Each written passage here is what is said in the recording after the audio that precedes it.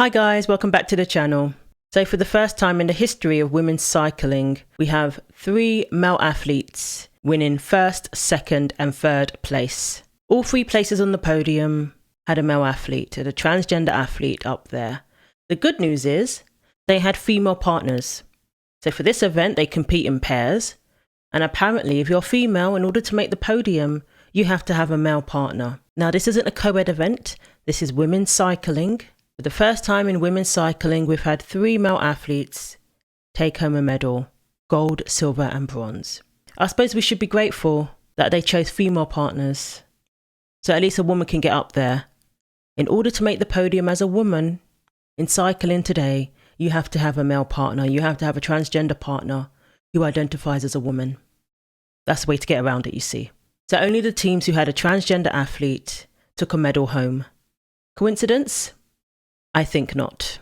So everybody who's been saying that, oh, there's not that many transgender athletes, it's not a big deal, you're exaggerating, you're fear-mongering even. Look where we are now. Women's cycling, I think, has been hit the most when it comes to this whole transgender thing. They've been hit the most. I don't know why it attracts men who identify as women so much, but it seems to be doing that.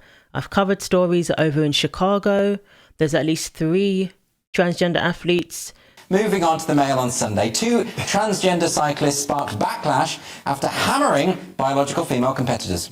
That's right. Transgender cyclist Evelyn Williamson and Tessa Johnson hammer female competition at Illinois races. When are they going to look? This is incredible, right? Because, of course, all of these various sporting bodies are coming out and saying, you know, actually, biological males shouldn't be in women's sports. People are playing catch-up. In America, they're definitely playing catch-up, Lewis, whatever you think about America. The UK is really leading the...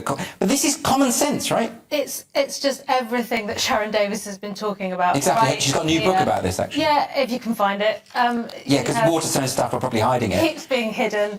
I think, yeah, it's quite a long, complicated story with a lot of twists and turns, but essentially 2 transgender male to female cyclists have been winning lots of races against women. And then there's this complicated twist. One of them is in a throuple with another trans cyclist. Okay.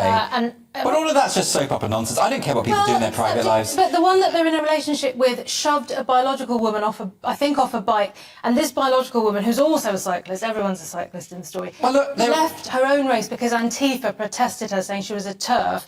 So, okay, it's a bit of a... Okay, you've got 3 people in a throuple. That, you know, they're attracted to each other, they have similar interests, they like cheating at sports, you know, of course. But they're dominating the cyclocross over in Chicago.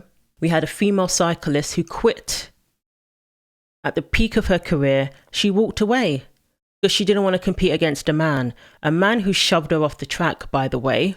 Former cyclocross champion who retired from the sport after she finished 4th in a national competition last year.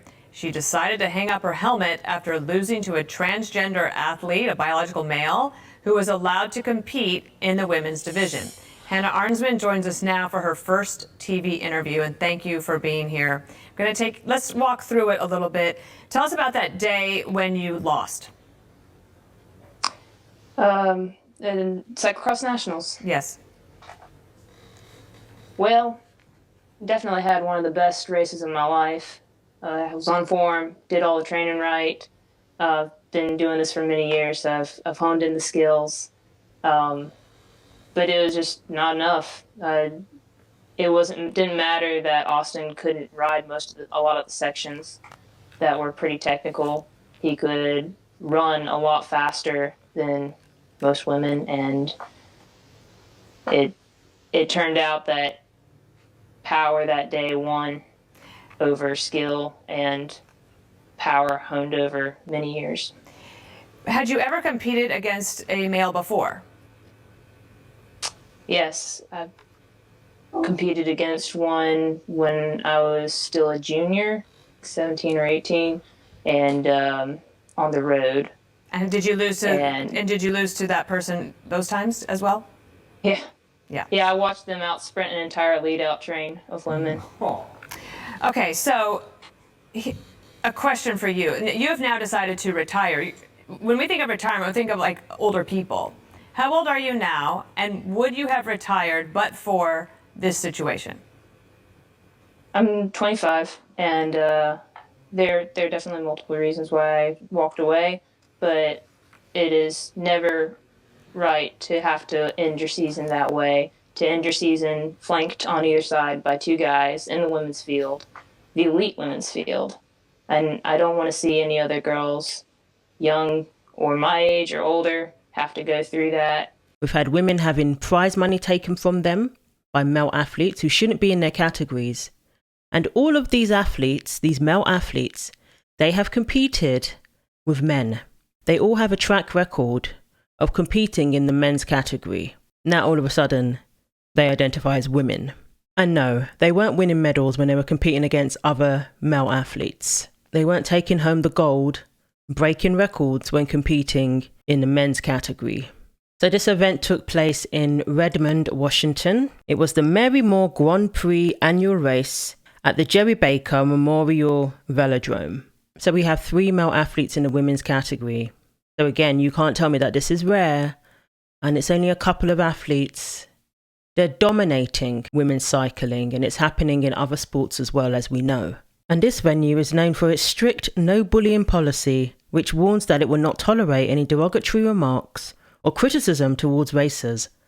The warning has become significant in recent years, especially as it relates to protecting athletes on the basis of their gender identity, as males have been known to regularly compete in women's races at the track. The Grand Prix was no different, as at least 3 men were present in the female category during the women's Madison race, a high-speed 2-person relay. During the race, one partner from each team starts while the resting partner pedals slowly along the top of the track. Partners exchange positions by pulling even with each other and then relaying or slinging the incoming partner into the race. So it is quite advantageous to have a man on your team. At least 3 Madison teams at the Grand Prix featured 1 female and 1 male who identified as a woman.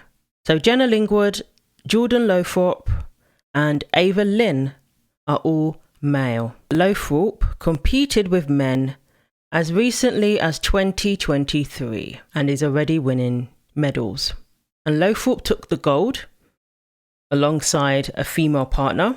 Linwood, who used to be called James, won the women's 40-plus national cyclocross, so already has a women's title, a women's championship. Came second, again had a female partner. And in third was Lynn, who used to race as Henry Lynn for the San Jose State University's men's team with his female teammate. So I Heart Bikes on X posted about this whole thing with the caption, Jordan Lothrope travelled from Canada to race at the Marymoor Grand Prix. I thought riders had to have a UCI licence to race internationally. Well, anyway, Jordan had a successful weekend of US racing. Teams that had 1 male and 1 female went 1, 2, 3 in women's Madison at the Marymoor Grand Prix. I wonder what gave those teams an edge over the 100% female teams. I wonder what it could be. Since there's no difference between transgender athletes and women, we're all women apparently, so I don't know what the edge could have been. So the Union Cyclists International, UCI, they did ban transgender athletes from competing in the women's categories, and they introduced an open category, a 3rd category, to accommodate transgender athletes. They used to have this whole restrictions about testosterone, 2.5 nanomoles, I believe, was their limit. But then they realised that that didn't quite work in taking away the unfair advantage that male athletes have over women. And we had Austin Killips, who was complaining on Instagram about not being able to compete, being discriminated against. Never mind the woman who you knocked off the track. Never mind the woman who walked away from her career because of you, Austin. That doesn't matter though. It doesn't matter! Because apparently it's the trans athletes who are the vulnerable ones. It's the trans athletes who are the disenfranchised. They're the ones who need our support, who need to be allowed to do what they want to do in the women's category, apparently. I never see female cyclists posing like this. I guess this is supposed to be what the new kind of women cyclists are doing these days. So at the time Austin posted this, I am devastated by the UCI's decision to renege on the policy and framework they previously set out for inclusion. My journey in professional racing has allowed me to see the world, build lifelong friendships, and most importantly, give my absolute all to something I find deeply fulfilling. No one should be denied the opportunity to chase the same joy that I and others have found through racing. Nobody's denying Austin that. You just have to be in the correct category. My full thoughts exceed the Instagram caption limits, so I've included them as images and shared the text on my seldom used Substack. Link in bio and included below. So yeah, the current ban is for those who have gone through male puberty. So as for now, that eliminates all of these current male athletes. They certainly went through male puberty. I mean, they were competing against men not too long ago. But for this particular event, this doesn't fall under UCI. So domestically, trans athletes are still allowed to compete in women's categories. It's just when it comes to international events, under UCI, you'll be banned if you've gone through male puberty. So I guess this Canadian, not quite sure. Maybe because it's in North America, it's not considered. I really don't understand why this person was allowed to compete if he's Canadian, but okay.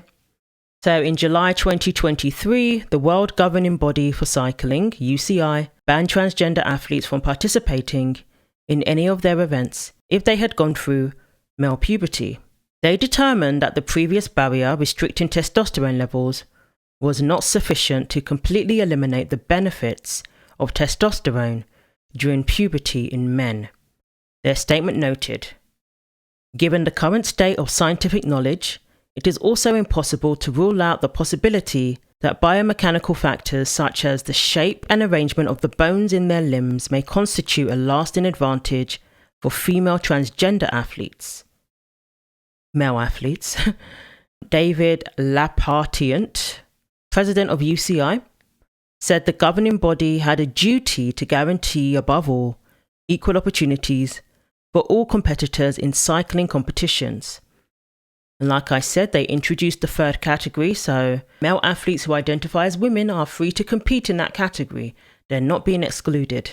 It is this imperative that led the UCI to conclude that, given the current state of scientific knowledge, does not guarantee such equality of opportunity between transgender female athletes and cisgender female participants. It is not possible, as a precautionary measure, to authorise the former to race in the female categories. British Cycling had introduced their own policy 2 months prior, creating an open third category where anyone of any gender identity and sex would be allowed to compete. The female category would be restricted only to biological women, including those who identified as transgender, but who had yet to undertake hormone therapy. So USA Cycling has not adopted these new stricter policies that prevent biological males from competing with and beating women and girls. So that's why we're seeing all of this. Domestically, it's completely messed up. Domestically, we're seeing multiple transgender athletes completely dominate various events across the board when it comes to women's cycling. It's a complete disgrace, it really is. We continue to see various images of male athletes on the podiums, and unfortunately we do have female athletes alongside them smiling and cheering them on, which is baffling. I mean, we've had one woman in Chicago speak out on behalf of transgender athletes in defense of them, and we know for a fact that male bodies are completely different from women's bodies. Muscle mass, bone density, all of that helps towards cycling in particular. It really does. And as we've seen, you don't have to be an exceptional athlete. If you're simply male, more than likely you're going to outperform the women. Just the way the male body is structured in comparison to the female, it really is no contest. And that's why female athletes are being pushed off the podium when it comes to these events. The more male athletes we see, the less opportunities there's going to be for the female athletes, for the women. And it's very, very disheartening. And this is at least domestically. Thankfully, internationally, they came to their senses. There's too much is at stake here. But the USA Cycling, they really need to get into reality, because we're going to see less and less women on the podium the longer this is allowed to continue. So let me know what you think. Thanks for watching. Like, comment and subscribe. Take care of yourselves, and God willing, I will see you in the next video.